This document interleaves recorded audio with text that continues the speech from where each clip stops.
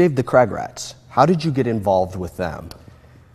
When I initially moved here, I started meeting some folks that were involved in the local Crag Rats, the local search and rescue group, and just through an invitation from a couple of current members, showed some interest, had the skills that they were interested in finding for prospective members, and now I think about 8 or 9 years later, I'm still involved. One of them. And yeah. So what kind of qualifications do you have to meet? In our mandate, it actually says that you have to have climbed Mount Hood and Mount Adams. Oh, really? And that you have to climb one of them every year. So just to sort of keep your skills brushed up. But in the big picture, we're looking for folks that have a fair bit of climbing experience, are comfortable with ropes, comfortable whether it be rock, just high angle rescue, which we spend a fair bit of time in the gorge doing that, or on snow and glacial rescue, which of course around here for us is Mount Hood. Right, okay. So how many people are involved in that?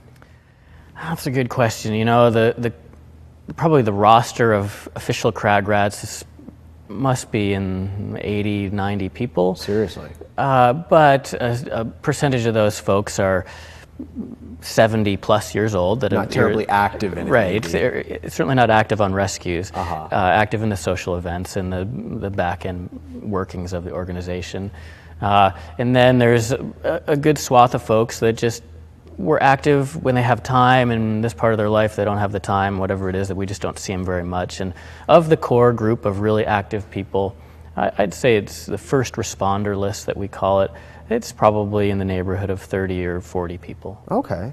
And it's all volunteer? It is, yeah. So how are you guys sustained? Is that just your own contributions or grants? Or? Yeah, well, we're an arm of the sheriff's office. Okay. So they provide things like a vehicle and help us stay current with rescue equipment.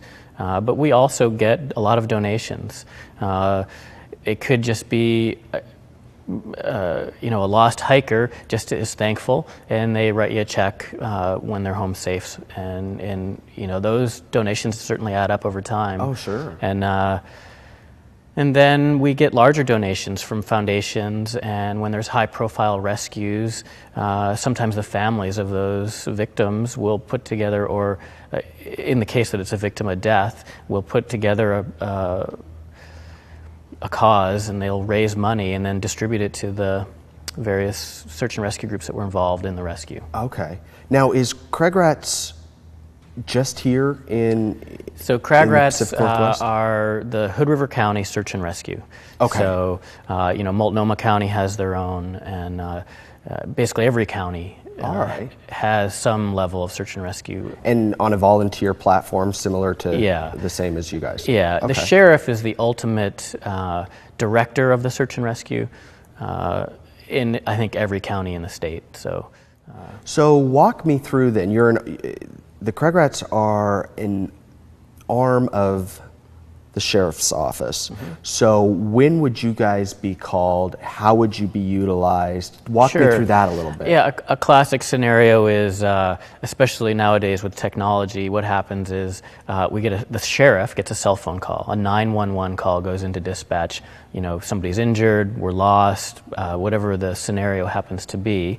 And then from the emergency dispatch goes to the sheriff. The sheriff investigates it a little bit, and when they determine that it's beyond the scope of a regular deputy's duty or time constraints, whatever it is, they call us in, and we get text messages when there's an incident, and then we confer with one another. So how many I suppose it would depend a lot on what the rescue is that you're going out on, but what's generally the number of people dispatched? Yeah, you're right. It definitely depends on the type of situation we have. And sort of a typical lost hiker situation, it's just going to be 3, 4, 5 folks. I've been on rescues with as little as 2 people. Really? You're just looking for somebody who's lost the trail and we think we have a very good idea of where they are, then a small crew can make it happen. Okay. On a bigger event, lost climbers up on Mount Hood, bad weather, that type of thing, not only will there be a dozen or more crag rats in participation, we might call in other county search and rescue groups as well. All right. What's the situation like when you reach these people? Granted, they're alive. I mean, obviously that's it's important. widely varied. Yeah. I've had folks you come up to these lost hikers and they're super disoriented to their location and are thankful to see it, but it's always a little awkward if they're healthy. And then there's a situation where if they're injured and they need packaging and transport, and those are less awkward because the person's it's pretty straightforward what you need to do. And, that's about... Yeah. Do you have people that sometimes when you reach them, they're almost combative, or sort of like, I'm fine, I've got it figured out? Yeah, I've never experienced that. I have heard some tales of folks having some interesting interactions. Yeah. And you never know, what mood or position these folks are going to be in when you find them. Right. So, well, have you been on some of those rescues where, unfortunately, it was more of was it called a recovery? A recovery, yes, for sure. Yeah. And what's that like? It's never easy. The easy aspect of it is that they're easier to package and get out. But it's a somber scene, even if there's just a few search and rescue guys around, and you're just taking care of business and doing it as quickly as possible. Do you know up front if it's going to be a rescue or a recovery, or is that sometimes midway? Most often we know. Okay. Occasionally it'll change mid-search if we have contact with the people. All right. And the situation. So you guys are taking all your instructions then from the sheriff or the sheriff's office? Yeah, initially. Our sheriff's office is really great in how once we're on scene and we're in the field, they trust our judgment and leave a lot of it up to us. If there are instructions for recovery, they may have specific instructions for us there. But for the most part, other than setting up the initial base staging, the sheriff lets us take care of everything. Okay. Very, very interesting. That's I've always wondered, kind of what the story is with those guys. So that's good work. Thank you for doing that. Yeah, you bet. So Dave, what's the future like for you? What are you? What's the plans with off-piste and the crag rats even?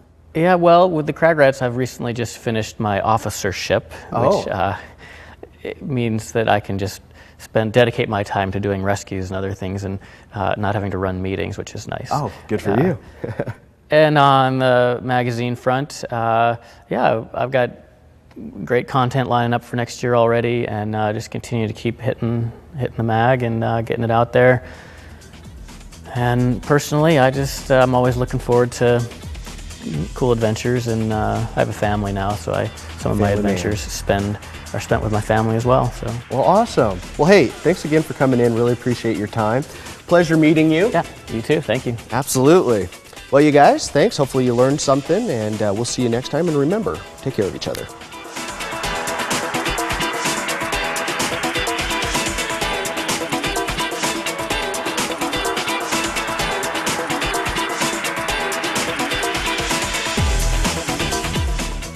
Do you have a guest idea? Let us know. Go to localite.com.